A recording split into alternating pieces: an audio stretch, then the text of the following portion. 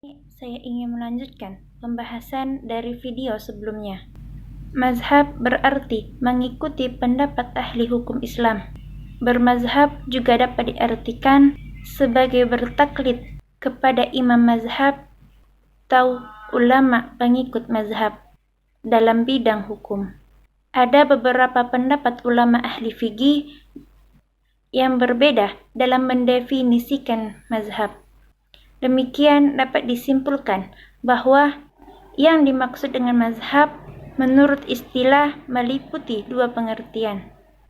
Yang pertama, mazhab adalah jalan pikiran atau metode yang ditempuh oleh seorang imam mujtahid dalam menetapkan hukum atau peristiwa berdasarkan Al-Quran dan hadis.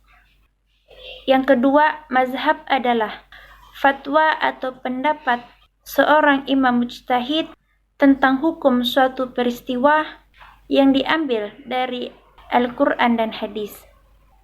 Dalam hukum Islam, mazhab dapat dikelompokkan menjadi dua, yaitu as-sunnah wal jamaah dan syiah.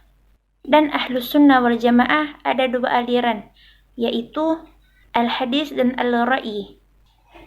Al-hadis aliran pemikiran hukum Islam yang lebih mengutamakan hadis-hadis, yaitu ada mazhab Maliki, Syafi'i, Hambali, dan Zafiri. Yang kedua, Al-Ra'i, aliran pemikiran hukum Islam yang lebih banyak menggunakan nalar, akal dalam berijtihad, yaitu ada mazhab Abu Hanifah. Dan adapun tujuan mazhab ini ialah agar kita dapat memahami dengan baik tentang pendapat-pendapat yang berkembang dalam berbagai mazhab, dan agar menumbuhkan sikap menghargai pendapat orang lain yang berbeda dengan pendapat kita.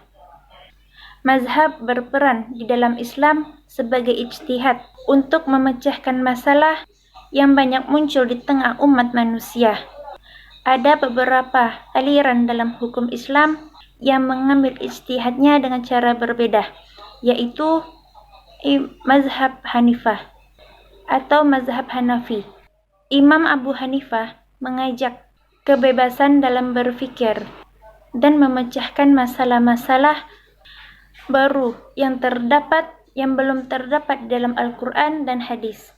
Yang kedua, mazhab Maliki, yaitu dengan tidak memberi keluasan berfikir atau keluasan dalam memutuskan melalui ijma' kepada dunia luar.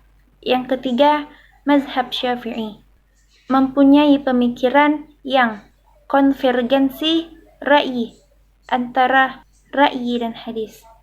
Yang keempat, mazhab Hanbali, mengambil ijtihad dengan Al-Quran dan hadis marfu.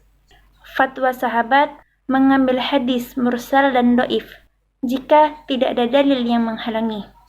Sekian dari saya undur diri. Mohon maaf jika terdapat kesalahan. Wassalamualaikum warahmatullahi wabarakatuh.